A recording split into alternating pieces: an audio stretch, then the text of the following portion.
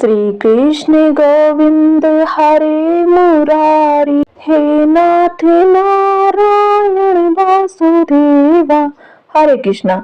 आप सभी भक्तों का दिन शुभ और मंगलमय हो।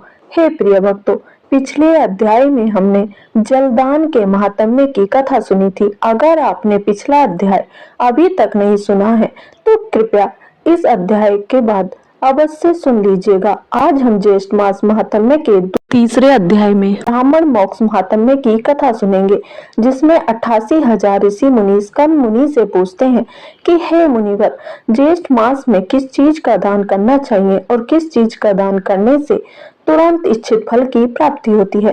तो आइए कथा का शुभारंभ करते हैं। सबसे पहले सुनते हैं पोखरे खुदाने, वृक्ष लगाने, पीपल की पूजा करने, प्याऊ चलाने, गोचर भूमि छोड़ने, देवालय बनवाने और देवताओं की पूजा करने का महात्म्य। जो इस परम उत्तम पवित्र उपाख्यान का प्रतिदिन श्रवण करता है उसे अक्षय स्वर्ग की प्राप्ति होती है तथा मंदिर निर्माण आदि का फल भी प्राप्त हो जाता है। हे प्रिय भक्तों, एक समय ब्राह्मणों ने व्यास जी से कहा कि हे मुनि श्रेष्ठ, यदि हम लोगों पर आपका अनुग्रह हो तो उन श्रेष्ठ कर्मों का वर्णन कीजिए जिनसे संसार में कीर्ति और धर्म की प्राप्ति होती है।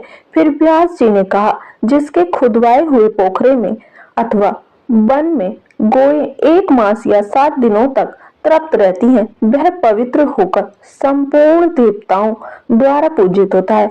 विशेषतः प्रतिष्ठा के द्वारा पवित्र हुई पोखरों के जल का दान करने से जो फल होता है वह सब सुनो। पोखरे में जब मेघ वर्षा करता है उस समय जल के जितने छींटे उछलते हैं उतने ही 1000 वर्षों तक पोखरा बनाने वाला मनुष्य स्वर्ग लोक का सुख भोगता है।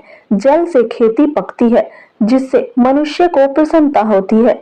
जल के बिना प्राणों का धारण करना असंभव है। पितरों का तर्पण, सोच, सुंदर रूप और दुर्गंध का नाश, यह सब जल पर ही निर्भर है। इस जगत में संग्रह किए हुए संपूर्ण बीजों का आधार जल ही है। कपड़े धोना और बर्तनों को मांस धोकर चमकीला बनाना इसके अधीन है। इससे प्रत्येक कार्य में जल को पवित्र माना गया है। इसलिए सब प्रकार से प्रयत्न करके सारा बल और सारा धन लगाकर बावरी, कुआं तथा पोखरा बनवाने चाहिए। जो निर्जल प्रदेश में जलाशय बनवाता है उसे प्रतिदिन इतना पुण्य प्राप्त होता है जिससे वह एक एक दिन के पुण्य के बदले एक एक कल्प तक स्वर्ग में निवास करता है। जो पुरुष प्रतिदिन दूसरों के उपकार के लिए 4 हाथ कुआं खोदता है वह एक एक वर्ष के पुण्य का एक एक कल्प तक स्वर्ग में रहकर उपभोग करता है। जलाशय बनाने का उपदेश देने वाले को 1 करोड़ वर्षों तक स्वर्ग का निवास प्राप्त होता है तथा जो स्वयं जलाशय बनवाता है उसका पुण्य अक्षय होता है। पूर्व काल की बात है, किसी धनी के पुत्र ने एक विख्यात जलाशय का निर्माण करवाया था जिससे उसने 10,000 सोने की मोहरें दी अर्थात खर्च कर दी। धनी ने अपनी पूरी शक्ति लगाकर प्राणपण से चेष्टा करके बड़ी श्रद्धा के साथ संपूर्ण प्राणियों के उपकार के लिए वह कल्याण में जलाशय तैयार करवाया था। कुछ काल के पश्चात वह निर्धन हो गया। उसके बाद एक दूसरा धनी उसके बनवाए हुए जलाशय का मूल्य देने को तत्पर हुआ और कहा कि मैं इस जलाशय के लिए 10,000 स्वर्ण मुद्राएं दूंगा। इसे खुदवाने का पुण्य तो तुम्हें मिल ही चुका है। मैं केवल मूल्य देकर इसके ऊपर अपना अधिकार करना चाहता हूँ। यदि तुम्हें लाभ जान पड़े तो ऐसा प्रस्ताव स्वीकार करो। धनी का ऐसा कहने पर जलाशय निर्माण करवाने वाले ने उसे इस प्रकार उत्तर दिया कि देखो भाई, 10,000 का पुण्य फल तो इस जलाशय से मुझे प्रतिदिन ही प्राप्त होता है। पुण्य व्यक्ताओं ने जलाशय निर्माण का ऐसा ही पुण्य माना है। निर्जल प्रदेश में मैंने यह कल्याण में सरोवर निर्माण कराया है। इससे सब लोग अपनी इच्छा के अनुसार स्नान और जलपान आदि कार्य करते हैं। इसकी यह बात सुनकर लोगों ने खूब हंसी उड़ाई। तब वह लज्जा से पीड़ित होकर बोला, हमारी यह बात सच है। विश्वास न हो तो धर्म के अनुसार इसकी परीक्षा कर लो। धनी ने ईर्ष्या पूर्वक कहा कि हे बाबू, मेरी बात सुनो। मैं तुम्हें मैं पहले तुम्हें 10,000 स्वर्ण मुद्राएं देता हूँ, इसके बाद मैं पत्थर लाकर तुम्हारे जलाशय में डालूंगा। पत्थर स्वाभाविक ही पानी में डूब जाएगा। फिर यदि वह समय के अनुसार पानी के ऊपर आकर तैरने लगेगा तो मेरा रुपया मारा जाएगा, नहीं तो इस जलाशय पर धर्मतः मेरा अधिकार हो जाएगा। जलाशय बनाने वाले ने बहुत अच्छा कहकर उससे 10,000 मुद्राएं ले ली और अपने घर को बल दिया। हे प्रिय भक्तों, धनी ने प्रभाव बुलवाकर उनके सामने उस महान जलाशय में पत्थर गिरवाए। उसके इस कार्य को मनुष्य, देवताओं और असुरों ने भी देखा। तब धर्म के साक्षी ने धर्म तुला पर 10,000 स्वर्ण मुद्राएं और जलाशय के जल को तोला, किंतु वे मुद्राएं जलाशय से होने वाली एक दिन के जल दान की भी तुलना नहीं कर सकी। अपने धन को व्यर्थ जाते देखकर धनी के हृदय को बड़ा दुख हुआ और दूसरे दिन वह पत्थर भी द्वीप की भांति जल के ऊपर तैरने लगा। यह देखकर लोगों ने बड़ा कोलाहल मचा। इस अद्भुत घटना की बात सुनकर धनी और जलाशय का स्वामी दोनों ही प्रसन्नता पूर्वक वहां आए। पत्थर को उस अवस्था में देखकर धनी ने अपनी 10,000 मुद्राएं उसी की मान ली और उसके बाद जलाशय के स्वामी ने ही वह पत्थर उठाकर दूर फेंक दिया। नष्ट होते हुए जलाशय को पुनः खुदवाकर उसका उद्धार करने से तो पुण्य होता है। उसके द्वारा मनुष्य स्वर्ग में निवास करता है तथा प्रत्येक जन्म में वह शांत और सुखी होता है। हे प्रिय भक्तों, अपने गोत्र के मनुष्य, माता के कुटुंबी, राजा, सगे संबंधी, मित्र और उपकारी पुरुषों के खुदवाए हुए जलाशय का जीर्णोद्धार करने से अक्षय फल की प्राप्ति होती है। तपस्वियों, अनाथों और विशेषतः ब्राह्मणों के लिए जलाशय खुदवाने से भी मनुष्य अक्षय स्वर्ग का सुख भोगता है। इसलिए हे ब्राह्मणों, जो अपनी शक्ति के अनुसार जलाशय आदि का निर्माण करता है वह सब पाप के क्षय को जाने से अर्थात अक्षय पुण्य तथा मोक्ष को प्राप्त होता है। जो धार्मिक पुरुष लोक में इस महान धर्म में उपाख्यान को सुनता है उसे सब प्रकार के जलाशय दान करने का फल होता है। सूर्य ग्रहण के समय गंगा जी के उत्तम तट पर 1 करोड़ गोदान करने का जो फल होता है वही इस प्रसंग को सुनने मात्र से मनुष्य प्राप्त कर लेता है। हे प्रिय भक्तों, व्यास जी आगे बोले कि हे ब्राह्मणों, अब मैं संपूर्ण वृक्षों के लगाने का अलग अलग फल कहूंगा, सुनो। जो जलाशय के तट पर चारों ओर पवित्र वृक्षों को लगाता है उसके पूर्ण फल का वर्णन नहीं किया जा सकता। अन्य स्थानों पर वृक्ष लगाने से जो फल प्राप्त होता है जल के समीप लगाने पर उसकी अपेक्षा करोड़ों गुना अधिक फल होता है। अपने बनवाए हुए पोखरे के किनारे वृक्ष लगाने वाला मनुष्य अनंत फल का भागी होता है। जलाशय के समीप पीपल का वृक्ष लगाकर मनुष्य जिस फल को प्राप्त करता है वह सैकड़ों यज्ञों से भी नहीं मिल सकता। प्रत्येक पर्व के दिन जो उसके पत्ते जल में गिरते हैं वे पिंड के समान होकर पितरों को अक्षय तृप्ति प्रदान करते हैं तथा उस वृक्ष पर रहने वाले पक्षी अपनी इच्छा के अनुसार जो फल खाते हैं उसका ब्राह्मण भोजन के समान अक्षय फल होता है।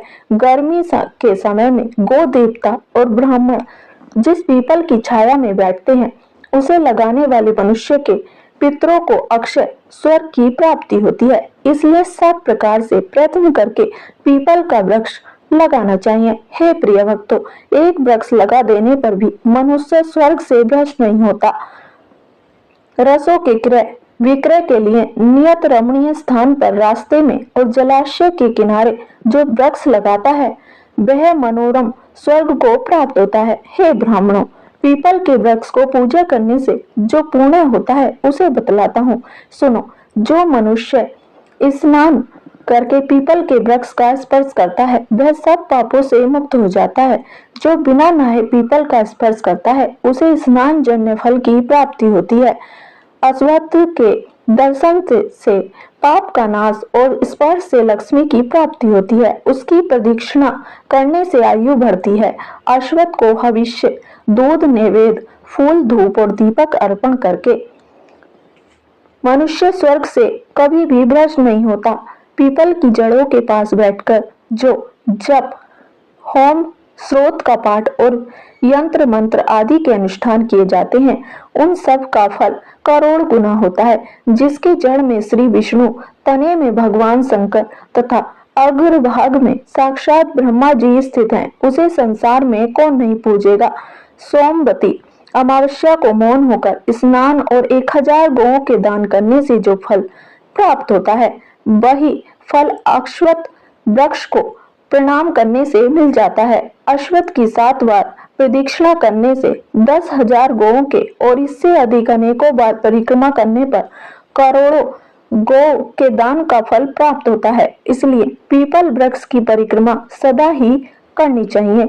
हे विप्रगणों, पीपल के वृक्ष के नीचे जो फल, मूल और जल आदि का दान किया जाता है, वह सब अक्षय होकर जन्म जन्मांतरों में प्राप्त होता रहता है। पीपल के समान दूसरा कोई वृक्ष नहीं है। अश्वत्थ वृक्ष के रूप में साक्षात श्री हरि की ही इस भूतल पर विराजमान है। जैसे संसार में ब्राह्मण, गो तथा देवता पूजनीय होते हैं, उसी प्रकार पीपल का वृक्ष भी अत्यंत पूजनीय माना गया है। पीपल को रोपने, रक्षा करने, छूने तथा पूजने से वह क्रमशः धन, पुत्र, स्वर्ग और मोक्ष प्रदान करता है। जो मनुष्य अश्वत्थ वृक्ष के शरीर में कहीं कुछ चोट पहुंचाता है, उसकी डाली या टहनी काट देता है, वह एक कल्प तक नरक भोग कर चांडाल आदि की योनि में जन्म ग्रहण करता है। और जो कोई पीपल को जड़ से काट देता है, उसका कभी नरक से उद्धार नहीं होता। और यही नहीं, उसकी पहली कई पीढ़ियां भयंकर नरक में पड़ती हैं। बेल के 8, बरगद के 7 और नीम के 10 वृक्ष लगाने का जो फल प्राप्त होता है, पीपल का एक पेड़ लगाने से वही फल प्राप्त हो जाता है। हे प्रिय भक्तों, व्यास जी आगे बोले कि हे ब्राह्मणों, अब मैं प्याऊ का लक्षण बताता हूँ। जहाँ जल का अभाव हो, ऐसे रास्ते में पवित्र स्थान पर एक मंडप बनाएं। वह मार्ग ऐसा होना चाहिए जहाँ बहुत से पथिकों का आना जाना लगा रहता हो। वहाँ मंडप में जल का प्रबंध रखें और गर्मी, बरसात तथा शरद ऋतु में बटोहिया को जल पिलाता रहे। 3 वर्षों तक इस प्रकार फसलों को चालू रखने से पोखरा खुदवाने का पुण्य प्राप्त होता है। जो जलहीन प्रदेश में ग्रीष्म के समय 1 मास तक फासला चलाता है, वह एक कल्प तक स्वर्ग में सम्मान पूर्वक निवास करता है। जो पोखरे आदि के फल को पढ़ता अथवा सुनता है, वह पाप से मुक्त होता है और उसके प्रभाव से उसकी सद्गति हो जाती है। हे प्रिय भक्तों, अब ब्रह्मा जी ने सेतु बांधने का जैसा फल बताया है, वह सुनो। जहाँ का मार्ग दुर्गम हो, दुस्तर कीचड़ भरा हो तथा जो प्रचुर कंटकों से अकीर्ण हो, वहाँ पुल बंधवाकर मनुष्य पवित्र हो जाता है तथा देवत्व को प्राप्त होता है। जो एक बीते का भी पुल बंधवा देता है, वह 100 दिव्य वर्षों तक स्वर्ग में निवास करता है। इसलिए जिसने पहले कभी एक बीते का भी पुल बंधवाया है, वह राजवंश में जन्म ग्रहण करता है और अंत में महान स्वर्ग को प्राप्त होता है। इसी प्रकार जो गोचर भूमि छोड़ता है, वह सभी स्वर्ग से नीचे नहीं गिरता। गोदान करने वाले की जो गति होती है, वही उसकी भी होती है। जो मनुष्य यथाशक्ति गोचर भूमि छोड़ता है, उसे प्रतिदिन 100 से भी अधिक ब्राह्मणों को भोजन कराने का पुण्य प्राप्त होता है। जो पवित्र वृक्ष और गोचर भूमि का उच्छेद करता है, उसकी 21 पीढ़ियां रोरक नरक में पकाई जाती हैं। जो मनुष्य भगवान श्री विष्णु की प्रतिमा के लिए 3 या 5 खंभों से युक्त शोभा संपन्न और सुंदर कलश से विभूषित मंदिर बनवाता है, अथवा इससे भी बढ़कर जो मिट्टी या पत्थर का देवालय निर्माण कराता है, उसके खर्च के लिए धन और व्रति लगाता है तथा मंदिर में अपने इष्ट देव की विशेषतः भगवान श्री हरि विष्णु की प्रतिमा स्थापित करके शास्त्रोक्त विधि से उसकी प्रतिष्ठा कराता है, वह नर श्रेष्ठ भगवान श्री विष्णु के सायुज्य को प्राप्त होता है। श्री विष्णु या श्री शिव की प्रतिमा बनवाकर उसके साथ अन्य देवताओं की भी मनोहर मूर्ति निर्माण कराने से मनुष्य जिस फल को प्राप्त होता है, वह इस पृथ्वी पर हजारों यज्ञ, दान और व्रत आदि करने से भी नहीं मिलता। अपनी शक्ति के अनुसार श्री शिवलिंग के लिए मंदिर बनवाकर धर्मात्मा पुरुष वही फल प्राप्त करता है जो श्री विष्णु प्रतिमा के लिए मंदिर बनवाने से मिलता है। वह शिव सायुज्य को प्राप्त होता है। जो मनुष्य अपने घर में भगवान श्री शंकर की सुंदर प्रतिमा स्थापित करता है वह 1 करोड़ कल्पों तक देवलोक में निर्वाण करता है। जो मनुष्य प्रसन्नता पूर्वक श्री गणेश जी का मंदिर बनवाता है वह देवलोक में पूजित होता है। इसी प्रकार जो नरश्रेष्ठ भगवान सूर्य का मंदिर बनवाता है उसे उत्तम फल की प्राप्ति होती है। सूर्य प्रतिमा के लिए पत्थर का मंदिर बनवाकर मनुष्य 100 करोड़ कल्प तक स्वर्ग भोगता है। जो इष्ट देव के मंदिरों में 1 मास 1 हरीश घी का दीपक जलाता है वह उत्तम देवताओं से पूजित होकर 10,000 दिव्य वर्षों तक स्वर्ग लोक में निवास करता है।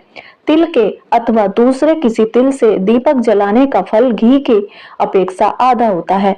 1 मास तक जल चढ़ाने से जो फल मिलता है उससे मनुष्य ईश्वर भाव को प्राप्त होता है। शीतकाल में देवताओं को रुईदार कपड़ा चढ़ाकर मनुष्य सब दुखों से मुक्त हो जाता है। देव विग्रह को ढकने के लिए 4 हाथ का सुंदर वस्त्र अर्पण करके मनुष्य कभी स्वर्ग से नहीं गिरता। उन्नति की इच्छा रखने वाले पुरुषों को स्वयंभू शिवलिंगों की पूजा करनी चाहिए। जो विद्वान एक बार भी शिवलिंग की परिक्रमा करता है वह 100 दिव्य वर्षों तक स्वर्ग लोक का सुख भोगता है। और इसी प्रकार क्रम से स्वयंभू होकर नमस्कार करके मनुष्य विश्व बंध होकर स्वर्ग लोक को जाता है। इसलिए प्रतिदिन उन्हें प्रणाम करना चाहिए। जो मनुष्य लिंग स्वरूप भगवान शिव शंकर के धन का अपहरण करता है वह रोरक नरक की यातना भोगकर अंत में कीड़ा होता है। जो जल फूल और धूप दीप आदि के लिए धन लेकर फिर लोभवश उसे उस कार्य में नहीं लगाता वह अक्षय नरक में पड़ता है। भगवान शिव के अन्नपान का भक्षण करने से मनुष्य की बड़ी दुर्गति होती है। इसलिए जो ब्राह्मण शिव मंदिर में पूजा की वृत्ति से जीविका चलाता है उसका कभी नरक से उद्धार नहीं होता। हे प्रिय भक्तों, अनाथ दीन और विशेषतः क्षत्रिय ब्राह्मण के लिए सुंदर घर निर्माण कराकर मनुष्य कभी स्वर्ग लोक से नहीं गिरता। जो इस परम उत्तम पवित्र उपाख्यान का प्रतिदिन श्रवण करता है उसे अक्षय स्वर्ग की प्राप्ति होती है तथा मंदिर निर्माण आदि का फल भी प्राप्त हो जाता है। जय श्री हरि। हे प्रिय भक्तों, तो आइए अब श्रवण करते हैं ज्येष्ठ मास महात्म्य के दूसरे अध्याय का। 88,000 ऋषि मुनियों ने स्कंद मुनि से पूछा कि हे मुनिवर, ज्येष्ठ मास में किस चीज का दान करना चाहिए? किस चीज का दान करने से तुरंत इच्छित फल की प्राप्ति होती है? कृपया करके आप हमें विस्तार से बताइए, हमारी सुनने की बड़ी इच्छा है। तब स्कंद मुनि ऋषि मुनियों ने बोला कि हे ऋषि मुनियों, ज्येष्ठ मास में 35 कोटि देवी देवताओं को संतुष्ट करने के निमित्त जिस चीज का दान करना चाहिए अब मैं तुम्हें विस्तार से बतलाता हूँ। तुम ध्यान पूर्वक सुनो। ज्येष्ठ मास में 33 कोटि देवी देवताओं का आशीर्वाद पाने के लिए पूरे ज्येष्ठ मास में ब्राह्मणों को दही चावल का दान करना चाहिए। हे ऋषियों, दही चावल के दान का महात्म्य बताने में तो भगवान शिव और ब्रह्मा जी की भी असमर्थ हैं। तीनों लोकों में अगर कोई दान श्रेष्ठ है तो वह ज्येष्ठ मास में ब्राह्मणों को दही चावल का दान बताया गया है। इस संबंध में मैं तुम्हें एक पौराणिक इतिहास सुनाता हूँ। तुम लोग बड़े ही ध्यान से सुनो। यह कथा भगवान शिव ने माता पार्वती जी को सुनाई थी और बाद में देव ऋषि नारद ने मुझे बताई है। हे ऋषियों, तुम ध्यान पूर्वक सुनो। एक बार अलकापुरी क्षेत्र में धर्मशास्त्र व वेद पुराणों का ज्ञाता एक गौतम नाम का ब्राह्मण अपने परिवार के साथ रहता था।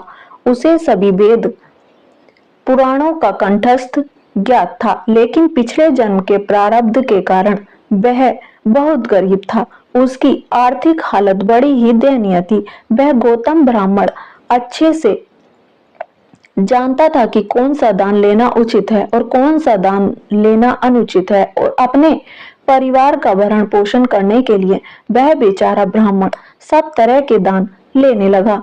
इस पर जब वह अपने परिवार का भरण पोषण ठीक से नहीं कर पाया तो वह चोरी चकारी करने लगा।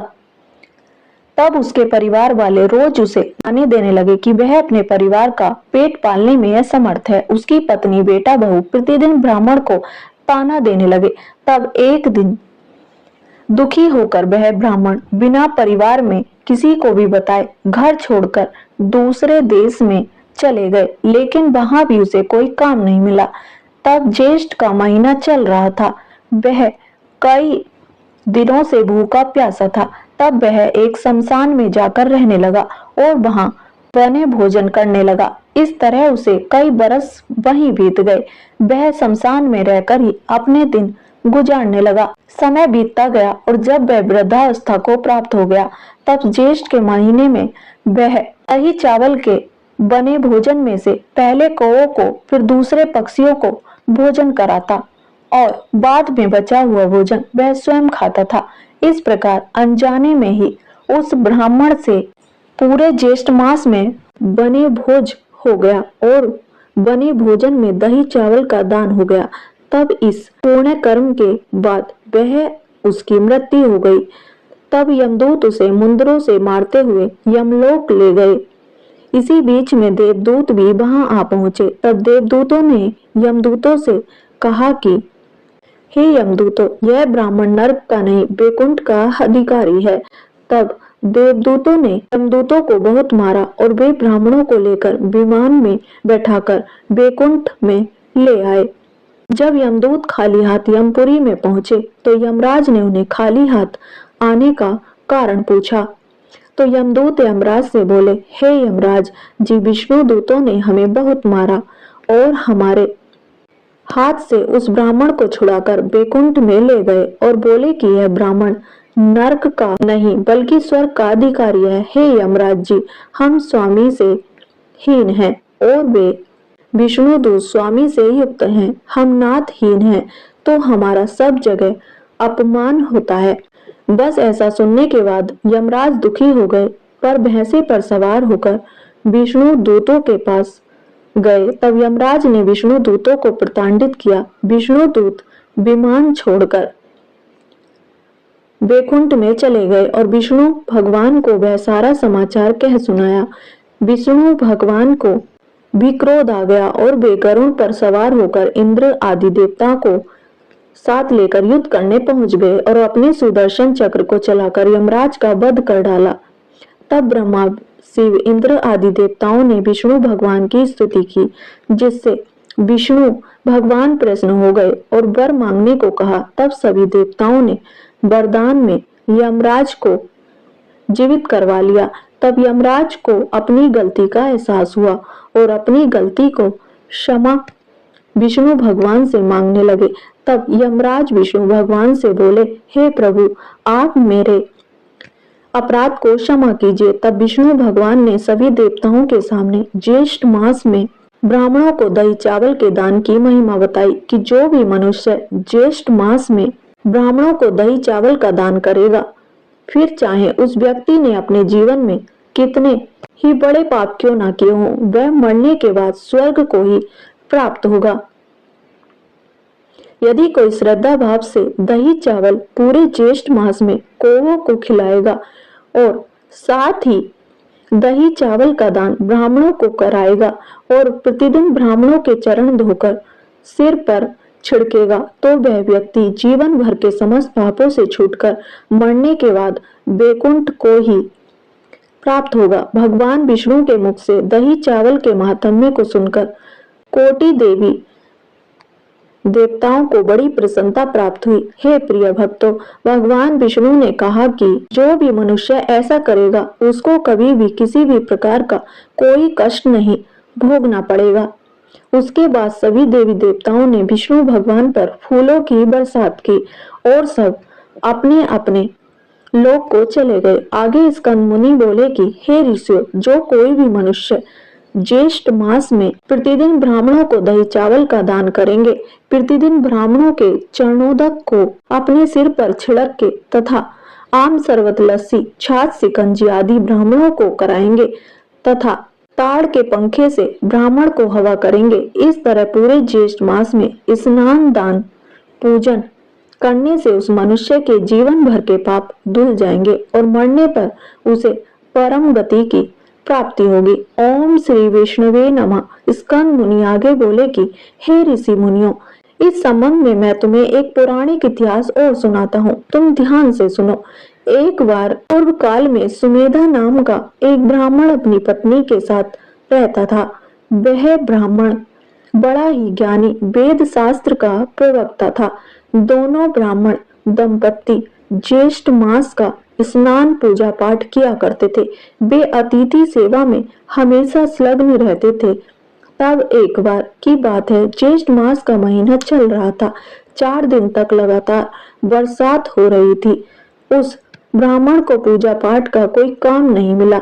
4 दिन तक उन्हें भूखा ही रहना पड़ा।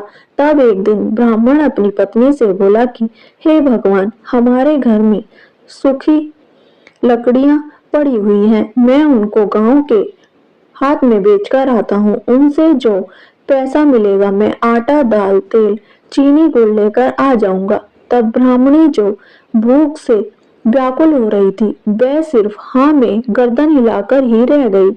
तब वह ब्राह्मण छाता लेकर लकड़ी के गट्ठर को बगल में दबाकर गांव के हाट में लकड़ियां बेचने चला गया। लेकिन हाट में कोई भी उसकी लकड़ी खरीदने वाला नहीं था। तब वैकुंठ में भगवान विष्णु और माता लक्ष्मी यह सब कुछ देख रहे थे। तब माता लक्ष्मी ने भगवान विष्णु से कहा कि हे प्रभु, अब आपको उस भक्त की मदद करनी पड़ेगी। तब सुदर्शन चक्रधारी भगवान विष्णु बोले कि हे देवी, तुम देखती जाओ, मैं अपने भक्त को भूखे नहीं रहने दूंगा।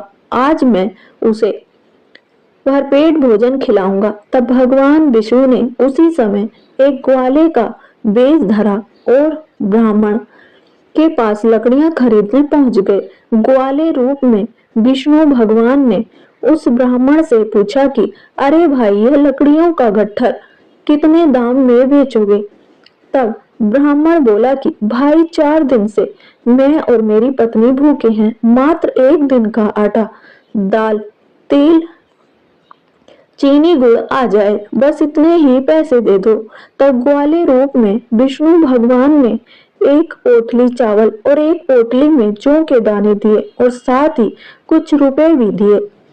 ब्राह्मण ने चावल और जौ की पोटली और रुपया लिया और गांव के हाट में से आटा, दाल, तेल, चीनी, गुड़ खरीद कर घर आ गया। उस दिन ब्राह्मणी ने दाल रोटी बनाई।